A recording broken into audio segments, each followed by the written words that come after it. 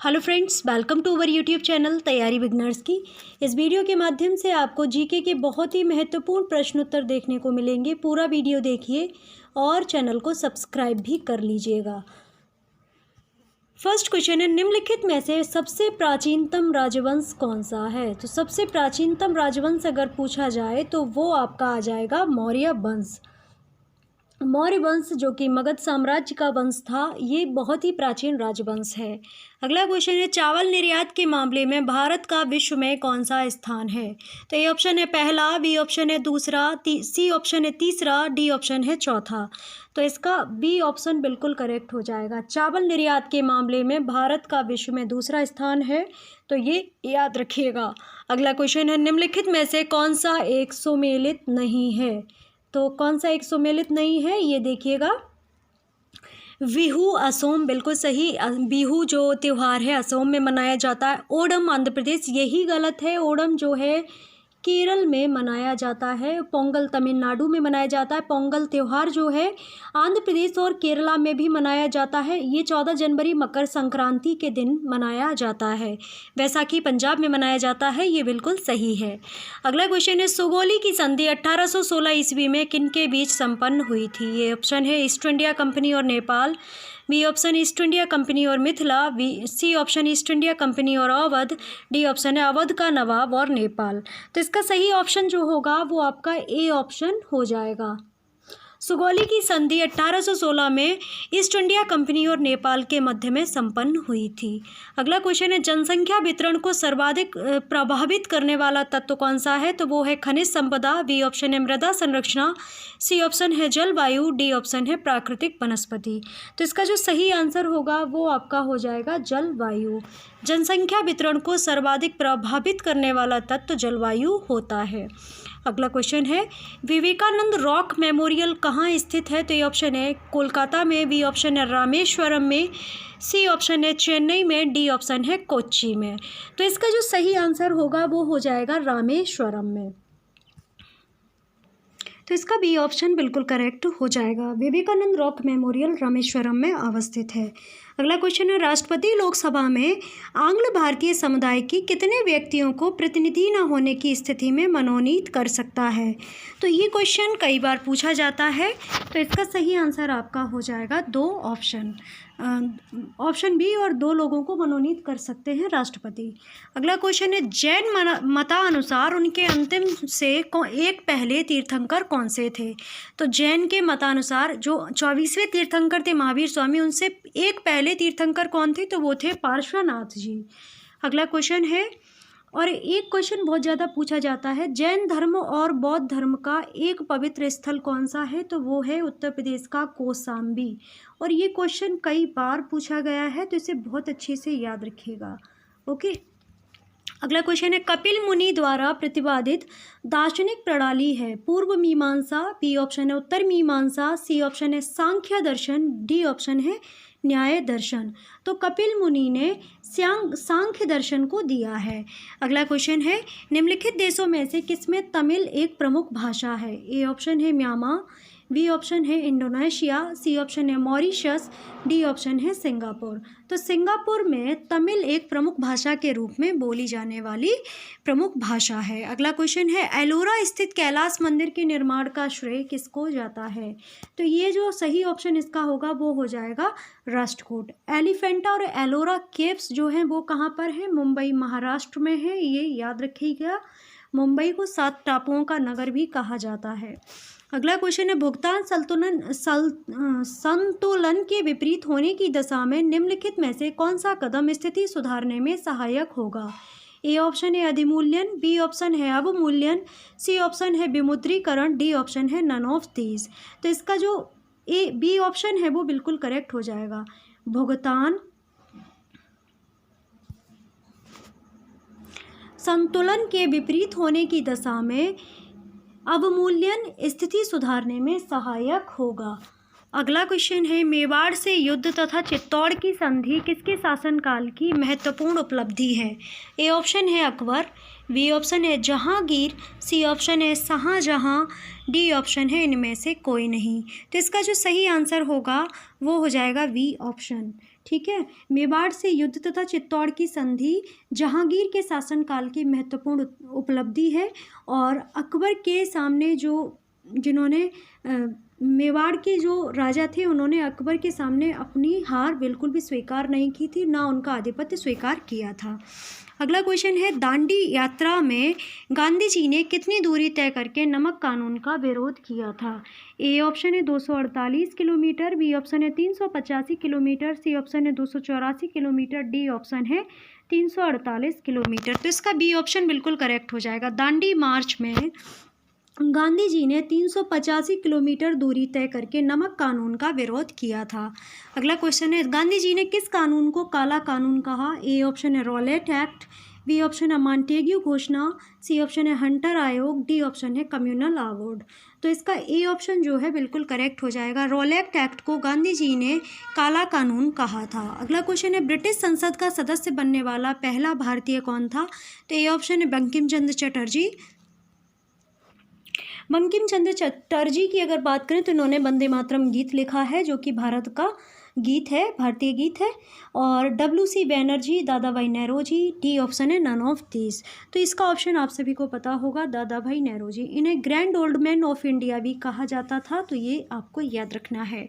अगला क्वेश्चन है, विदेशी संस्थागत निवेशकों द्वारा भारतीय कंपनियों के शेयरों और बॉन्डों की खरीद क्या कहलाती है?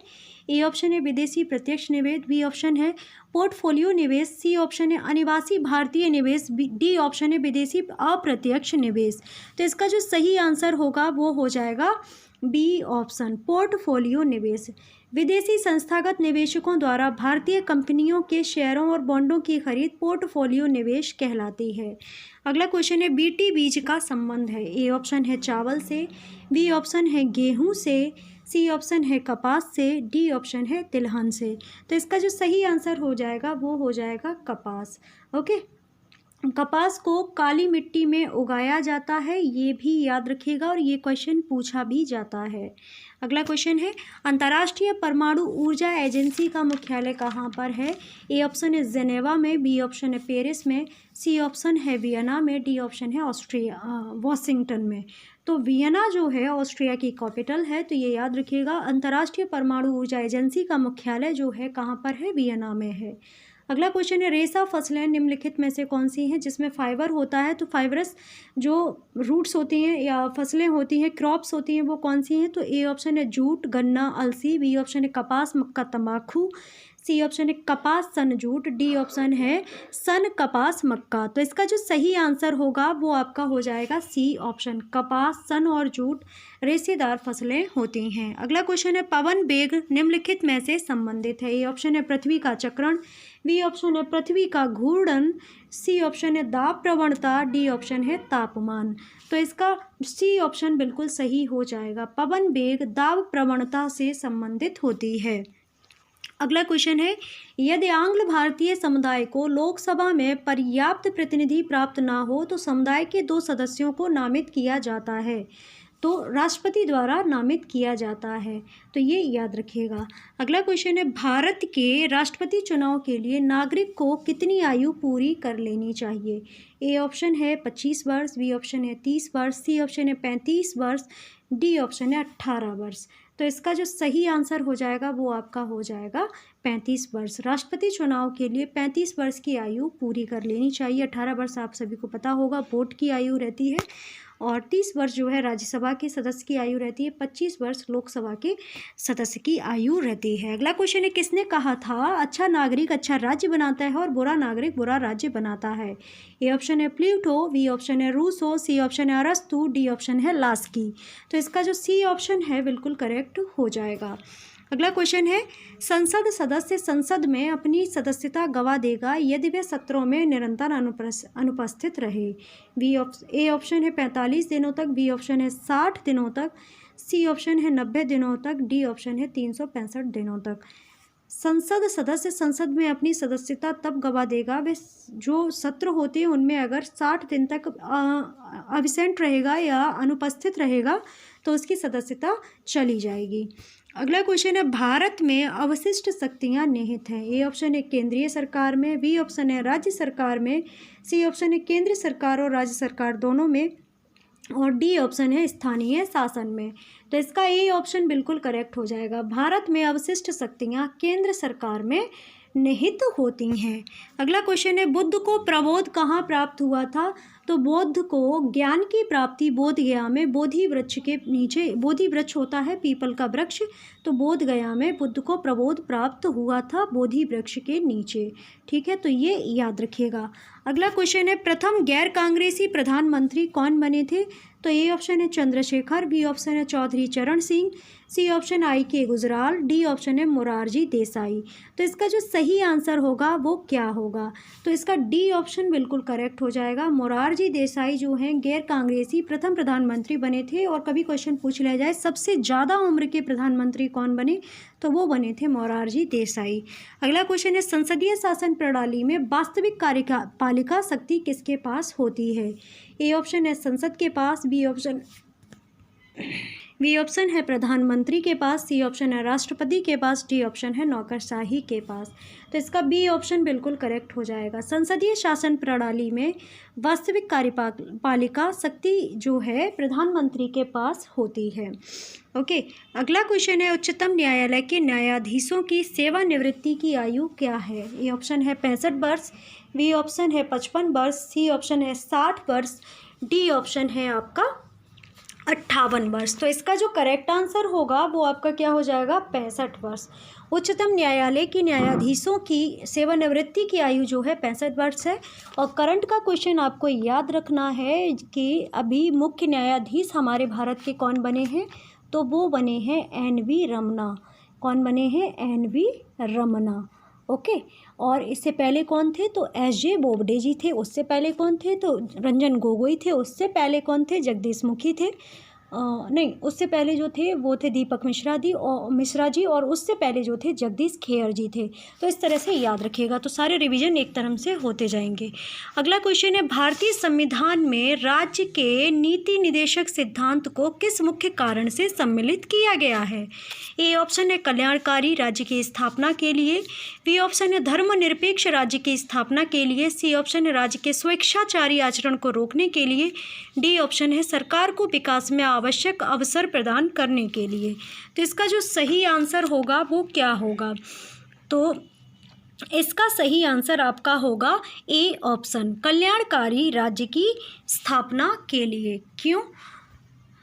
और क्वेश्चन एक ये भी पूछा जाता है कि राज्य की नीति निदेशक सिद्धांत हमारे संविधान में किस देश से लिए गए हैं? तो ये आयरलैंड से लिए गए हैं। कहाँ से लिए गए हैं? आयरलैंड से लिए गए हैं। कैपिटल होती है इसकी डबलिन। अगला क्वेश्चन है किस सिख गुरु ने हरमंदिर साहिब स्वर्ण मंदिर की स्थापना की थी?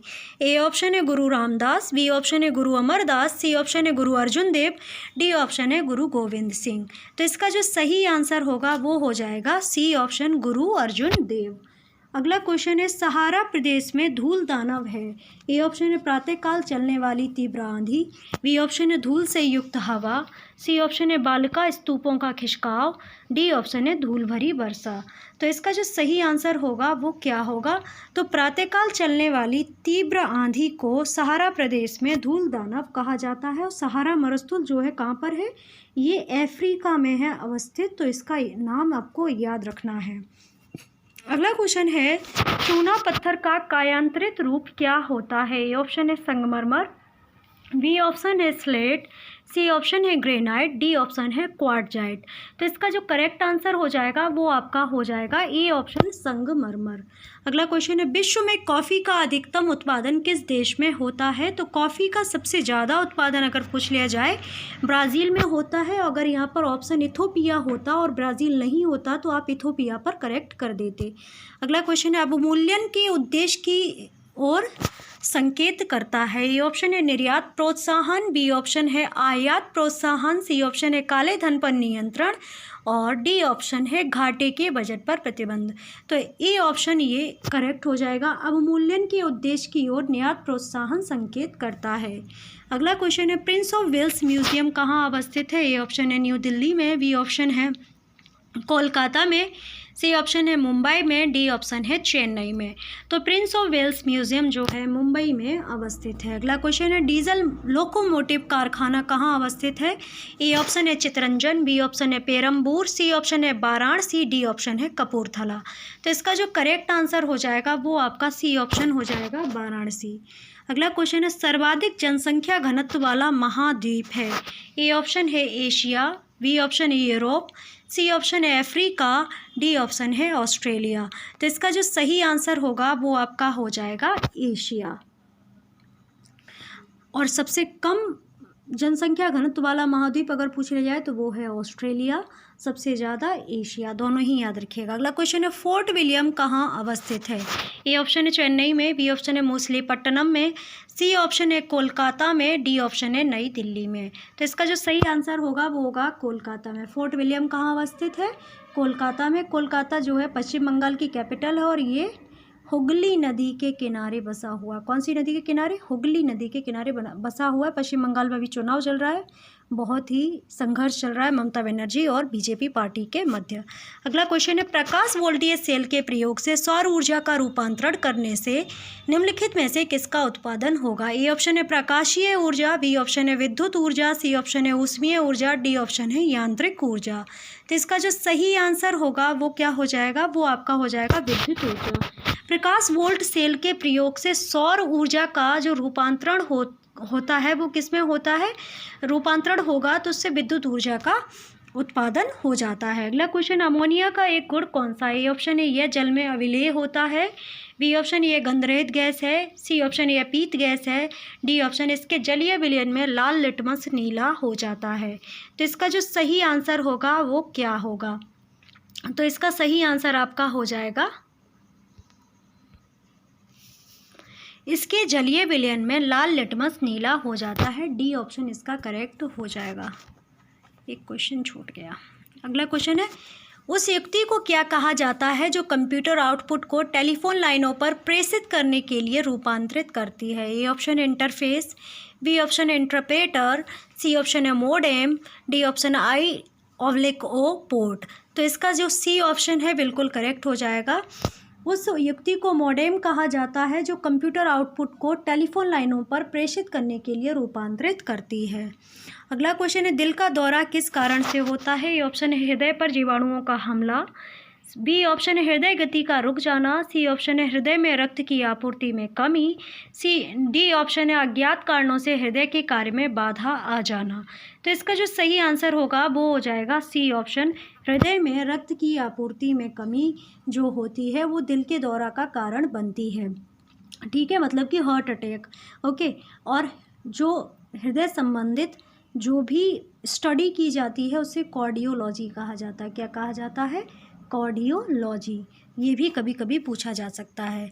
अगला क्वेश्चन है इनमें से विषम कौन सा है, मतलब इनमें से अलग कौन सा है? संगमरमर, चाक, चूना, बुझा चूना। तो इसका जो बुझा चूना है वो बिल्कुल अलग है, बाकी तीन सेम है। अगला क्वेश्चन है जैव निम्नीकृत अपशिष्ट को किसकी सहायता से उपयोगी पदार्थ में रूपांतरित किया जा सकता है? ए ऑप्शन है जीवाणु, बी ऑप्शन है न्यूक्लियर प्रोटीन, सी ऑप्शन है रेडियो सक्रिय पदार्थ, डी ऑप्शन है विषाणु। तो इसका जो सही आंसर होगा वो आपका हो जाएगा बी ऑप्शन न्यूक्लियर प्रोटीन। अगला क्वेश्चन है निम्नलिखित में से क्या बड़े शहरों में वायु को प्रदूषित करता है? ए ऑप्शन है तांबा, बी ऑप्शन है क्रोमियम, सी ऑप्शन है सीसा, डी ऑप्शन है कैल्शियम। तो बड़े शहरों को सबसे ज़्यादा जो कोई प्रदूषित करता है तो वो होता है सीसा, लेड या पीवी। अगला क्वेश्चन है किसी प्रोग्राम में बग क्या होता है? तो A option statement, B option है एरर, सी ऑप्शन है सिग्नेचर, डी ऑप्शन है इनमें से कोई नहीं। सबसे पहले मैं आपको ये बता दूं कि ये क्वेश्चन जो है कंप्यूटर से लिया गया है और जो भी आपके सिस्टम होते हैं इन्हीं में बग आता है, तो बग का मतलब होता है एरर। ओके, अगला क्वेश्चन है कास्ट स्प्रिट क्या होती है? ए ऑप्शन है मैथिल अल्कोहल, बी ऑप्शन है एथिल अल्कोहल, सी ऑप्शन है ब्यूटिल अल्कोहल, डी ऑप्शन है प्रोपिल अल्कोहल।